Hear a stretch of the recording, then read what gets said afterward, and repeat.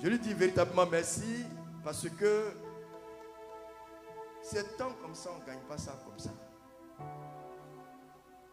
C'est pourquoi je vais dire merci au berger Alain et son équipe. En m'appuyant sur eux, dire un très grand merci au Père Curé qui a fait cette ouverture. Il dit merci aussi à l'homme de Dieu, le Père Jean-Charles qui est là, Jean-Henri qui est là, pour dire que aujourd'hui vous êtes condamné à être béni. Tu es condamné à être béni. Pourquoi? Tout simplement parce que l'Écriture nous dit en Marc chapitre 5, verset 34, ma fille, ta foi t'a sauvé. J'ai comme l'impression qu'aujourd'hui Dieu va s'adresser aux femmes. Ma fille, ta foi t'a sauvé. La nouvelle elle est bonne. Mais qu'est-ce qui pousse Jésus à dire à cette femme, ta foi t'a sauvé? Qu'est-ce qui s'est réellement passé? Je voudrais qu'on lise. Verset 27, où il est écrit, ayant entendu parler de Jésus, elle vint dans la foule par l'arrière et toucha son vêtement. Explique-moi, qu'est-ce qu'elle a vu en Jésus-Christ? Et puis elle passe par l'arrière pour toucher son vêtement. Qui lui a révélé que dans le vêtement, il y avait quelque chose qui lui est réservé. Et que son miracle devrait passer par un vêtement. Elle n'a pas prié pour que Dieu parle à son esprit. Parce que la Bible dit, ayant entendu parler. Donc, il y a une disposition première. Quand tu sais en âme et conscience que la personne qui va te prêcher ou qui va t'annoncer la bonne nouvelle vient de Dieu, déjà le cheminement du miracle commence. Pourquoi? Romains 10, 17. La foi vient de ce qu'on entend. La femme savait que quand tu touches Jésus, quelque chose se passe. Quelque chose se produit immédiatement. Donc il y a comment toucher. Comment toucher Jésus? Elle va nous l'expliquer. Car elle se disait, comme David qui dit, mon âme bénit le Seigneur et n'oublie aucun de ses bienfaits. Autrement dit, elle était en train de se convaincre. Elle était en train de tuer les sentiments humains pour prôner ce qui est spirituel, ce qui attire le regard de Dieu. Elle était en train de démontrer à Dieu son assurance personnelle, y compris sa confiance en Dieu. Voici ce que c'est que la foi. L'assurance personnelle. Quand tu as l'assurance que Jésus est capable, ou même quand tu crois en ton cœur en te disant, moi aujourd'hui Dieu va me toucher. Laisse-moi te dire, dès que tu dis ça, le ciel se met en mouvement. Je dis, le ciel se met en mouvement. Tout à l'heure, nous étions à Saint-François chez nous là-bas pour prêcher une retraite. J'étais avec mon vieux père. Depuis ce samedi, le feu est tombé à Saint-François. Et comment? Voici une dame qui nous écoutait, elle a 2 béquilles. Amen. Elle a 2 béquilles. Elle est assise, elle nous regarde. Elle attend que moi je viens lui dire, je suis pas te guérir. Je lui ai expliqué le protocole du miracle. Toi-même, tu peux créer l'environnement pour que Dieu entre dans ton environnement. C'est ce que j'appelle l'invitation. Quand tu as une assurance personnelle, c'est comme si tu disais au Seigneur, je suis prêt. Mais je suis prêt parce que je suis animé de ta crainte et j'ai confiance en toi. Avoir confiance en Dieu veut dire, je mets toute ma vie entre tes mains. Fais de ma vie à l'instant là ce que tu veux faire. Si tu veux que je saute, je sauterai. Si tu veux que je me couche, je me coucherai. Mais je dois sortir de là avec quelque chose. Et la Bible déclare, je ne te lâcherai pas sans que tu ne m'aies béni. Et effectivement, il a été béni. Et la femme dit, si je le touche. Le fait de dire si je le touche, c'est bon. Mais elle va au-delà. Elle met toute une stratégie pour pour montrer combien de fois son problème est sérieux. Et la dame était à ses deux béquilles. Quand je prends, je vais ici, elle me regarde et puis elle me sourit. Tout ça pour tirer mon attention pour dire que j'ai béquille. Amen. Et je m'approche, je lui dis, mais attends, maman, tu souris beaucoup. Elle dit, non, c'est parce que c'est qu'aujourd'hui Jésus va me guérir. Amen. Elle dit, ah bon, qu'est-ce que tu as? Elle me dit, attends, ma Bible est trop grosse là. Elle me dit, tu vois, j'ai un cancer. C'est dans mes dessins. Mais ce cancer a joué sur mes pieds. Ce qui fait que j'ai été déboîté. C'est une fracture des deux côtés. C'est là qu'on comprend que le cancer, là, ce n'est pas musulman. Amen. Et elle est là. Je dis, est-ce que tu crois qu'aujourd'hui, elle dit, aujourd'hui là, il serait guéri. Je dis, mais montre-moi la réalité de ton mal. Elle dit, il y a des boules dans son sein. Et puis ici, là, elle ne peut pas marcher. Dès qu'elle s'arrête un peu net, elle est obligée de tomber. Je dis, bon, ok. La boule est là. Elle dit, oui. Il dit, il faut appuyer. Elle dit, ça fait trop mal, on ne peut pas appuyer. Il dit, ah bon. Mais tu dis que aujourd'hui tu seras guéri, mais toi, même dans ta tête, là, tu te dis que ton sein te fait mal. Vois ton sein ne plus te fait mal. Elle dit, ah bon. Donc je vois comment. Il dit, il faut te persuader. Il faut te convaincre toi-même que le mal ne peut pas triompher de toi. Tu as le pouvoir de dominer le mal, de soumettre le mal et de résoudre. Elle me dit, oh, d'accord, j'ai fait effort. Et puis elle a commencé. Elle prend main là, elle appuie un peu. Il dit, appuie. À un certain moment, c'est là qu'on commencé à appuyer. Il dit, qu'est-ce qui se passe? Elle dit, mais c'est devenu plat. Je ne vois plus la boule. Je ne vois plus la boule. Il dit, mais tu dis quoi? Il dit, mais tu dis quoi? Elle dit, mais je ne vois plus la boule. C'est vrai, mais je ne vois plus. Donc, on avait une soeur communautaire qui est à côté. Elles sont allées vérifier effectivement. Boule est partie. Boule est partie, mais elle ne peut pas marcher. Est-ce que Jésus guérit une seule partie de ton corps? Qu'est-ce qui a suscité ses pieds? La manière de ses pieds. Ce sont les boules là, non? Donc, Jésus a commencé, il va achever. Quand il commence, il achève. Quand il commence, il achève. Sinon, ce n'est pas Dieu. Parce que l'homme peut être guéri par émotion. Et quand il sort, la maladie revient. Science tenant, j'ai regardé comme ça, j'ai eu foi. Et bien maintenant, si c'est est guéri là, et pied là. Et puis il me regarde. Il dit, attrape ma main. Et puis j'ai ça, mon pied là, c'est lourd. Il dit, fais ce que tu as fait là.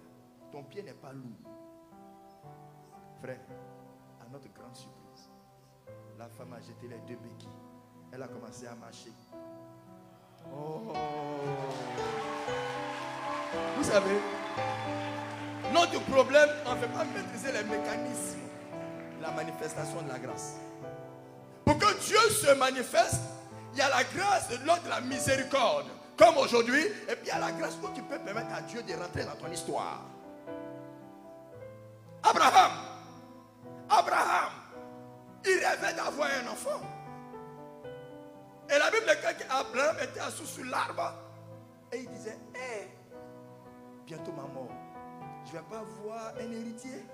C'est Damas de Biézer, mon esclave, qui va hériter de, comment on appelle ça, de mon héritage. Il s'inquiétait parce qu'il avait tout. Mais un jour, des étrangers passaient et Abraham les a cooptés. Il allait vers eux. Il dit, venez, ne passez pas à côté de ma maison. Entrez. Dis à ton frère, rentre. Quand ils sont rentrés, Abraham n'a pas pris le temps de demander une nouvelle. Il dit, quelqu'un qui a marché comme ça, là, il doit manger. Amen. Quand il a commencé à manger, il a commencé à boire, il a senti l'atmosphère. Et ils ont commencé à prophétiser en sa faveur. Abraham, c'est vrai, tu as 5, ta femme a la double monopause parce qu'elle avait 90. Mais l'an prochain, tu tiendras en main un enfant. Sa femme ne croyait pas parce qu'elle riait. Mais ça s'est opéré, ça s'est opéré, ça s'est opéré. Et Abraham a pu avoir Isaac. Vous voyez? Mais Abraham a créé l'atmosphère. C'est pour créer cette atmosphère que nous prêchons. Pour que la foi naisse. Et quand la foi naît, ta foi attire le regard de Dieu sur ta vie. C'est pourquoi il dit à la femme, ma fille, ta foi t'a sauvée. Qui vient te sauver ce soir? Vous avez reçu Jésus. Vous êtes sauvés. Ne doutez pas du salut reçu. Amen. Pour que Dieu se manifeste, toi aussi, fais ta part. La Bible déclare que Jésus arrive au tombeau. Face à Lazare qui était mort et enterré, 3 jours pourri. Il arrive au tombeau. La Bible déclare que Jésus dit enlevez la pierre. Jésus n'était pas si puissant pour prier pour que la pierre quitte seule. Quand lui-même l'a dit, rien n'est impossible à celui qui croit. Mais il dit enlevez la pierre. Il a demandé que le peuple manifeste eux aussi leur volonté de voir ce dernier ressuscité. Frère, tu es ici. Ma volonté devant Dieu, c'est de lui dire de te bénir ce soir. C'est de lui dire de te guérir ce soir. C'est de lui dire de te libérer ce soir. C'est de lui dire de t'élever ce soir. C'est de lui dire, Seigneur, ne passe pas à côté d'eux, mais entre dans leur vie. Ne le permets pas de passer, mais qu'il fasse irruption dans ta vie, afin que les données puissent changer. Et que ceux qui ont pensé que tu étais la défavorisée, la minimisée, l'insultée, la marginalisée, en te voyant, ils seraient dans le même répertoire de miracles que cette dame qui perdait du sang pendant 12 ans. 12 ans. Elle a perdu tout son argent. Elle a tout perdu son argent, pas parce qu'on l'a volé, tout simplement parce qu'elle cherchait sa guérison. Sûrement c'est ton cas. Sûrement c'est mon cas. Raison pour laquelle le chemin le plus court pour permettre à la chose d'aller rapidement, c'est cette assurance en Jésus-Christ. Amen. Cette assurance en Jésus. Ce n'est pas demain. On n'économise pas la foi. La foi s'utilise à l'instant T. Amen. La foi s'utilise à l'instant T. Il y a une motivation qui doit monter dans ton cœur, afin qu'une force d'amour puisse sortir de Jésus. C'est pourquoi un chrétien qui n'a pas la foi, ce n'est pas un bon chrétien.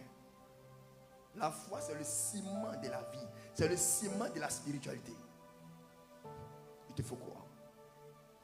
Il faut avoir la certitude que mon Dieu a une pensée honorable pour moi. Jésus, tu es vraiment mort. Je crois. Mais maintenant, moi je vais vivre. Cette situation me dépasse. Mais laisse-moi te toucher. Et je vais te toucher. Je te touche avec mon cœur. Je te touche avec la vision que j'ai de toi, de ce que tu vas faire pour moi maintenant. Mamie, viens. Il ne faut pas avoir peur. Viens. Petit, mamie, viens aussi. Viens. Il ne faut pas avoir peur. Viens. Quand on vous appelle, qu'on faut être content. Voilà maman qui est là, non? Amen. Amen. Voilà petit qui est là, non? Amen. Petite, c'est l'enfant de maman. D'accord? D'accord? Petit, aller se promener, va te promener. Et puis tu viens, tu as faim. Tu arrives là, tu vas t'adresser à qui? Quand tu as faim, puis tu rentres après ta promenade, tu t'adresses à qui? À qui? À ta maman. Mais est-ce que ta maman qui est devant toi, tu as vu manger dans sa main? Et pourquoi tu lui demandes la nourriture?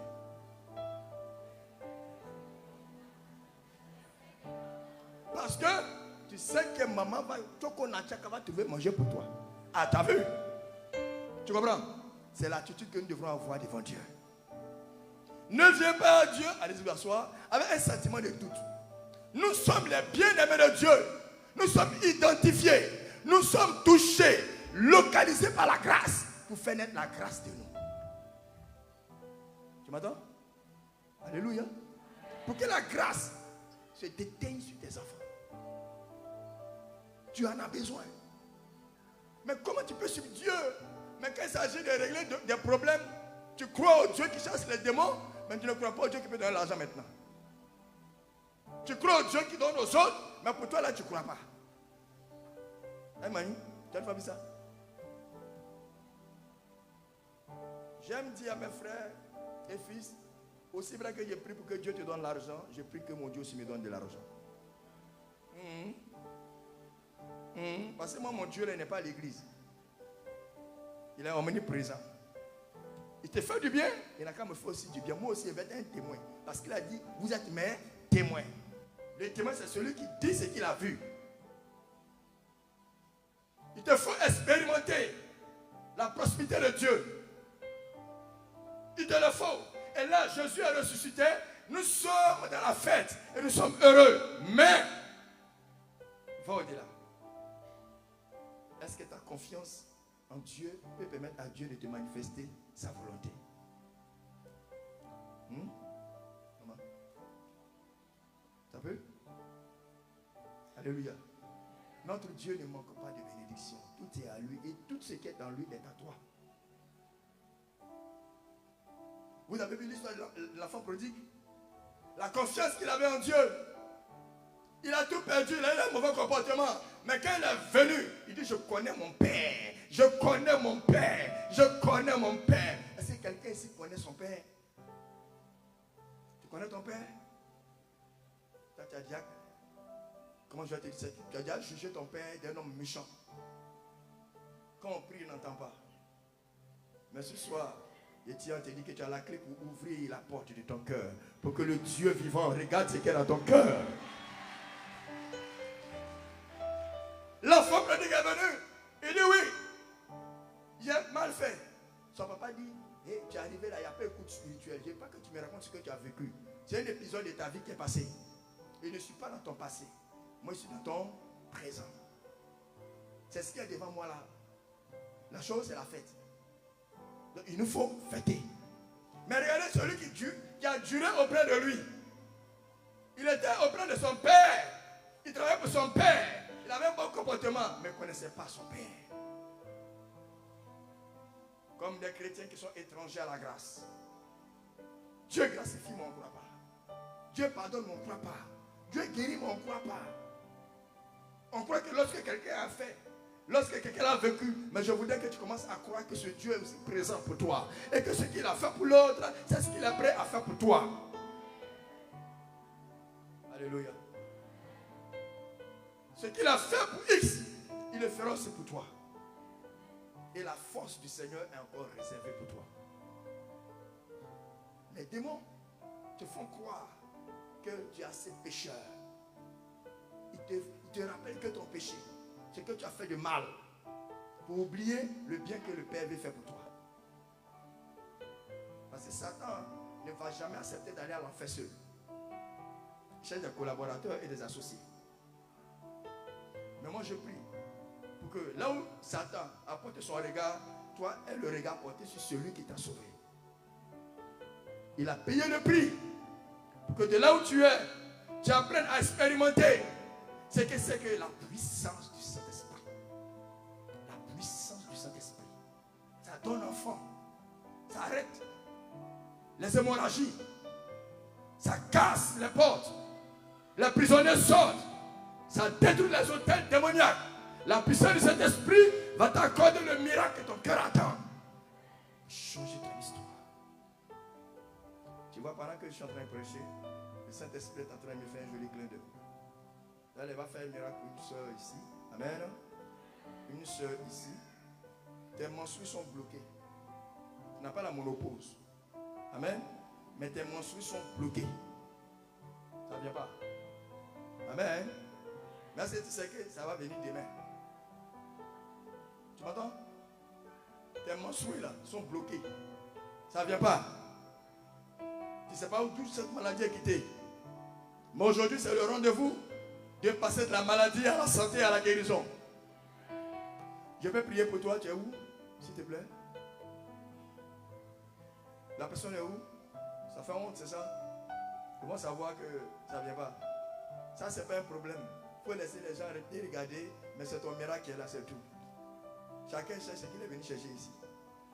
Amen. On acclame Dieu pour sa vie. Mais toi, tu as bébé, tu dis, hein, c'est quoi? Hein? Tu me donnes Dieu. Viens prendre.